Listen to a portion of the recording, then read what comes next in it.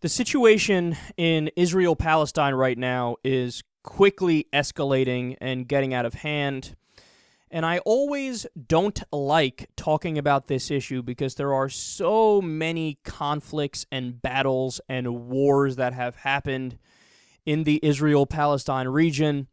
And for every single one of these instances, I end up reading like 30 articles, and one site says, well, they started it, and then another site says, no, they started it. So let's just deal in facts. Here's what we know for sure. There were some Israeli teens, 3 Israeli teens who were kidnapped and killed.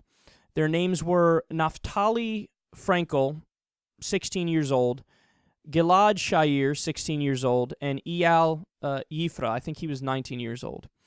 And the killing was done by rogue criminals in the Palestinian territories. Now, the Israeli government is trying to blame it on Hamas, but Hamas, if they ever do stuff like this, they'll always, take responsibility. And they didn't take responsibility. And they're saying, no, we didn't do it, actually. And there were a few groups that actually came out and said, we did it. One of them was an offshoot of ISIS in the region. I think another one was a faction of Hezbollah that came out and took credit for it. There's a question as to whether or not they actually did do it, because I guess some, independent press groups tried to verify it and they couldn't verify it. So it's still kind of up in the air as to who did it. But the Israeli government responded by really cracking down, okay, in an overly broad way, as I'm about to describe for you right now. So they ended up arresting 350 Palestinians. Now, this was in June. But think about that, man. Wait a second. So yes, we get it. A murder was done.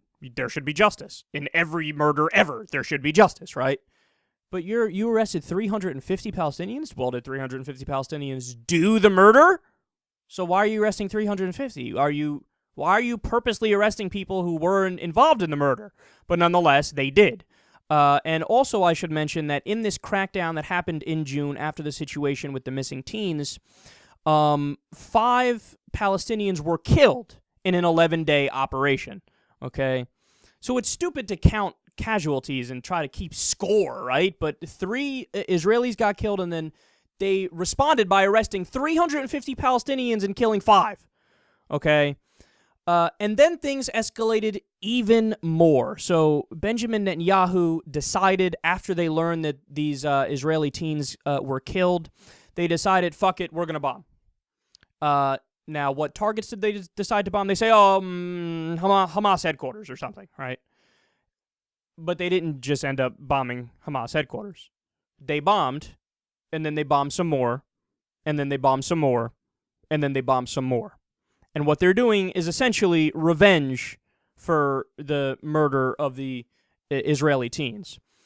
So, as part of this revenge, Palestinian teenager Mohammed Abu Qudar was kidnapped and burned alive by a group of Israelis. Israeli troops also beat up the cousin of Abu Qudar. He's an American, and as a lot of outlets rightly pointed out, I'm not sure we would have heard of this at all if the kid wasn't American, because I'm sure there's a lot of beating up of Palestinians who just live in that region and don't live in the U.S., and then we don't hear about it, and it just never gets through.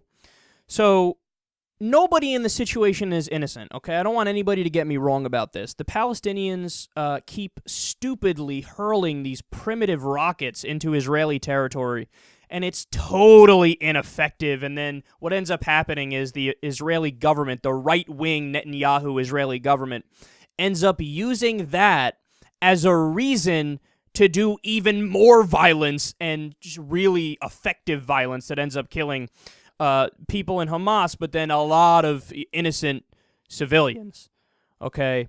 But here are the 2 most important facts to me.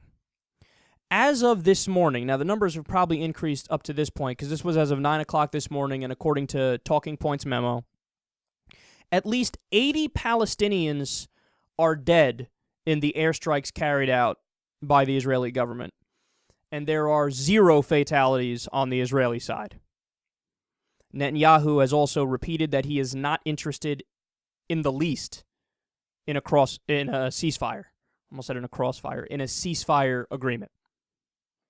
So it appears as if the violence is going to continue, and the scariest thing of all, man, Israeli lawmaker Ayelet Shaked took to Facebook to flat out call for a genocide of the Palestinian people.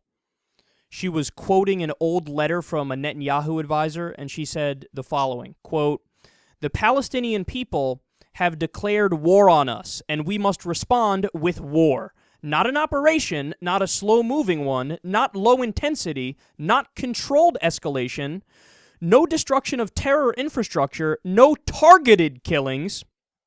Even with the oblique references, this is a war.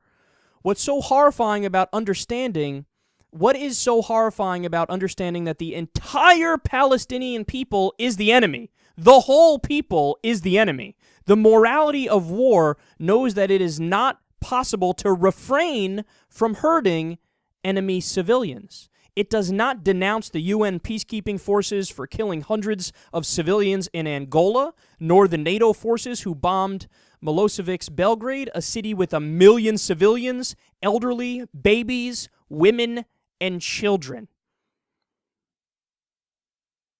Couldn't be more crystal clear. Flat out saying, it's time for us to just go to war with all the Palestinian people. All of the Palestinian people. Civilians, men, women, children, everybody. They are the enemy. They are the enemy. Period. This is the problem, man. This is the problem. And the U.S., especially with all the aid we give Israel, we shouldn't take this for a second, man. I would cut off all aid immediately if they continue bombing and hitting random targets, essentially. Okay? And Palestinians, stop throwing your primitive fucking rockets into Israel. They're not doing anything anyway, and they're using that to justify further attacks on you. And you're getting all the civilians. So what are you doing? Stop with the rockets. It doesn't make any fucking sense. But look, man, here's the bottom line. The violence isn't going to stop. They're going to keep escalating the situation, because when you read the history of the creation of the State of Israel, it was created by the United Nations in 1947 with the partition plan. And without any input from the Palestinians who were on that land, the UN decided unilaterally, that's nice, move aside. This is now the land of Israel. Sorry, but not sorry. It's sorry. Just move aside. Step aside. We're done. You can go live in other places here. We're going to plop the Israelis down right here. And then, of course, over time, there was more expansion, and then more expansion, and then more fighting and more expansion, right? And every single time, they would take, violence from a Palestinian person and then use that to justify pushing further and occupying further, to the point where it used to be that it was all Palestinian land. Now, what is it? I mean, I don't know, about 25%, just a tiny sliver of it is Palestinian land, and they're under occupation. They don't allow people to go in and out. Sometimes they block humanitarian aid, and they continue fighting endlessly. Look, here's the thing, man. It gets sticky because, of course, the violence on every single side is unjustified. Violence is always not justified, right? But you have to think about it. What if, I don't know, people from Botswana decided out of the blue, you know what, Texas, fuck you. We're gonna take 25% of your land and kick you off of it. It's ours now. And then over time, the 25% became 35%. The 35% became 55%. What would happen? Would the people of Texas sit there and take it? Would they say, it's okay, we're not going to do any violence, let's just sit here and not respond? And are you kidding me? Every single Texan would be out there with a rifle shooting at any Botswanan they can find, right? So look, I'm not justifying the Palestinian violence by any extent of the imagination. Again, all violence is wrong.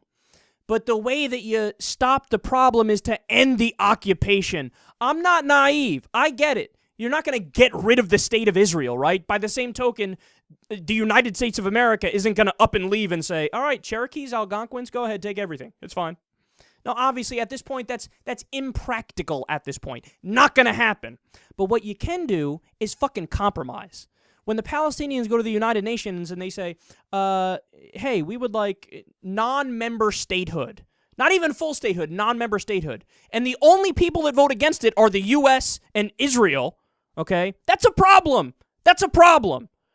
All right, look, the answer is a 50-50 two-state solution. Not the 1967 borders, which still had the Palestinians crunched up in a region that, isn't fair and isn't enough, right? You do a 50-50 two-state solution. You build a gigantic fucking wall, right? And sometimes good fences make for good neighbors, and you have the UN stay in there and make both sides act right and don't do any further violence. It's time to end this nonsense, man. It's time to end this nonsense. Both sides in this battle are just going to double down and triple down, and Netanyahu's going to say, we're supposed to fight these guys. They're attacking us. And the Palestinians are going to say, but you're on our land. What do you want us to do? It's insane. I mean, how would anybody like it if you went in there and just said, this is ours now? They wouldn't take it. We need objective adults to step in and make the right decision and pull back Israel and get them off of the occupied territories and give both full statehood and UN membership.